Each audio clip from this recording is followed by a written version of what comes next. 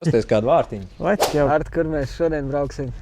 Man šķiet, ka beidzot tas laiks ir pienācis un tuvojās mums ilgi gaidītais pavasaris un pumpuru laiks. Pumpuru plaukst, jā? Tad aizbrauksim uz Pumpuru ielu, aplūkot, ko mēs tur varam iegādāties. Un ar pavasari nākot arī nāk vasara, tuvojās un īstermiņa īres biznesa sākās, vai ne?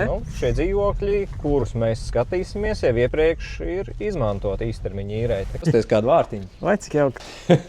Un tā, esam nonākuši vienā no pieejamiem dzīvokļiem. Kā redzams, ļoti gara viesistaba kopā ar virtuvi. Jā, izstās diezgan...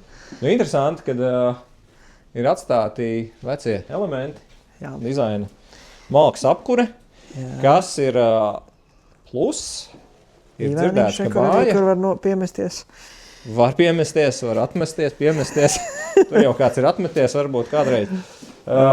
Virtuvīte, jā. Virtuvīte, principā jā, es teiktu, ka viņš gatavs īres dzīvoklis. Ko tu domā?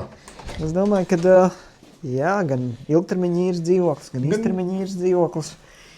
Pats centrs kā nekā, tepatās līdz boilerītis mums ir.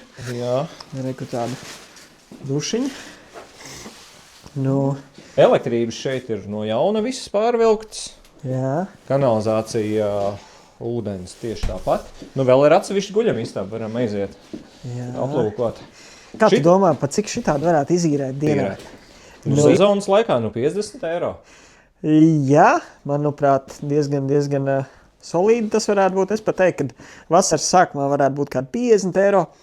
Un vasaras beigās, augusts, septembris, tad jau varētu arī būt 80. Un atsevišķos pasākumos varētu būt vēl dārgāk. Un uz prātu vētru? Var vēl paspēt? Var vēl paspēt. Varbūt, lai pakomentē mums. To varbūt atstājam komentētājiem. Jā. Cik šādu dzīvokli varētu izīrēt uz prātu vētras koncertu?